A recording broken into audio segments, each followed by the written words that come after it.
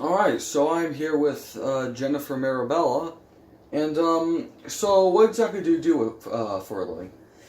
So I'm a social worker. I'm a licensed clinical social worker, and I work at an agency that does community support for individuals living with severe mental illness diagnoses. The people who I support, my clients, typically they are adults, usually in their 30s or 40s, sometimes older, sometimes younger, and they have had an episode of a severe mental illness in their life that has pretty much disrupted their trajectory.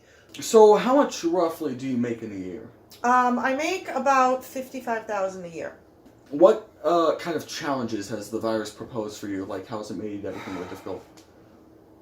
It has completely upended our work. My clients are people who are 90% of my clients are receiving disability benefits from the government. They need support and accompaniment with so many things in their lives: food shopping, socializing, interview practice for a job, finding a job, etc. And I can't go and see my clients face to face. It's not just because I'm afraid about getting sick, but if I get sick and I don't know that I'm symptomatic and I'm seeing 15 people over the course of a week, I could infect the most vulnerable people in our population, and I can't do that. Do you know anyone in your job who has been specifically affected? At a time like this where our revenues are down, you have to lay some people off. How do you think things will be once the virus passes over? Do you think everything can go back like the exact same way it was? Or I think a lot of people are going to need to heal from this. I think, I work in the mental health field, so I know how situations like this really take a toll on people's mental well-being. This is a huge stress we're all under, and I think we'll actually be feeling the aftershocks of that for some time.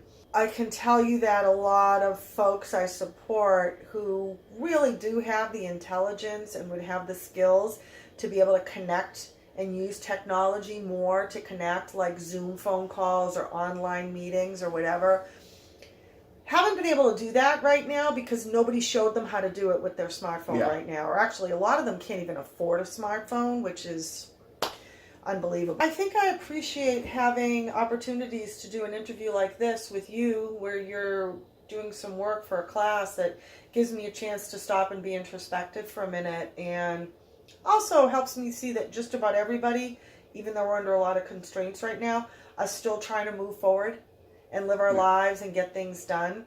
So that actually makes me feel better during what is a very stressful experience. So thanks for that. all right, thanks for having us. Great.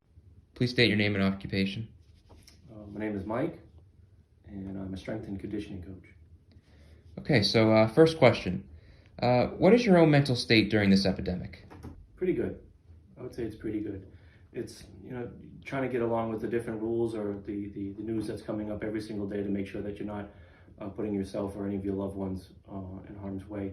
So I would say diligently just trying to pay attention, stay calm, and do all the things that the CDC and state leaders are requiring us to do. Has being forced to self-quarantine affected you or your family at all? It has a little bit, but nothing to the point of some people. Do you think that it is inevitable that everyone's going to eventually get the coronavirus? But the last I've heard, I believe the last report, Dr. Fauci had said that he expects somewhere in the neighborhood of potentially 80% of the population to get some variation of the virus, and that they also believe that there might be somewhere up to 8 strands of the virus. And so I guess it just remains to be seen how well we can handle it with self-isolation. If the federal government decides to kick into gear and start helping states a little bit more, maybe we can contain it so it's the number is a lot less than that, hopefully. But all we can do is be optimistic. So recently, Gail Gadot and a few other A-list celebs got together to cover Imagine by John Lennon to lift people's spirits. However, they faced backlash as some people said that they didn't know what the struggle was like since they have resources that no one else has to survive, and they didn't have to worry about losing their jobs or waiting for testing like others did. Do you think that's a fair criticism? I think people are trying to help the best way that they can. Can you say that they're out of touch? Yeah, they probably are out of touch. You know, a lot of people with a great deal of resources and living more of an extravagant lifestyle tend to be a lot more out of touch than, you know, from the people who are working day to day, paycheck to paycheck. But I think it's at least noteworthy that they're trying to help and trying to be inspirational and trying to be positive and get us through. These are difficult times and they're uncertain times.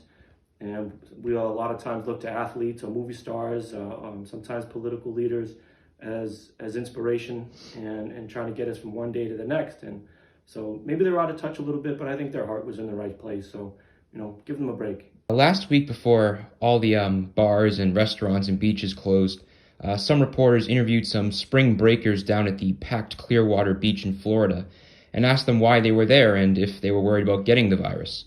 One of them, named Brady Sluder, said, "If I get the coronavirus, I get the coronavirus. At the end of the day, I'm not going to let it stop me from partying." What would you say to Sluder if he were here right now? And I think what I would say to Sluder is to maybe spend some time volunteering in emergency rooms, maybe in ICUs, and seeing what people are going through. Having a real tangible, visual, human experience in that environment to see the stress, to feel the stress, to see what families are going through. How do you feel the state of Massachusetts is handling the situation, and are they doing a good enough job? I think they're doing a pretty good job. They've canceled schools pretty quickly. They were pretty quick as far as getting information out as soon as possible. I think Governor Baker's done a pretty good job bringing in experts, explaining and answering questions and doing the things that they need to do. With us being the medical and educational capital of the world, I think I would expect nothing less. So I'm pretty happy. Okay, thank you. What's your name? Christine Quagan. And what do you do for a living? I'm a medical writer. How has your work, medical writing, changed since the start of this epidemic? I use online telephone and applications to communicate with my boss and coworkers. Do you prefer working from home? I prefer working from home. Is there anything you've been watching recently? Just my usual round of YouTube videos and Red Sox game reruns. Anything you'd like to watch? I'm not sure. We haven't gone through the list of movies. We've done a few Star Trek episodes as we work our way through one of the Star Trek series. All right, thank you.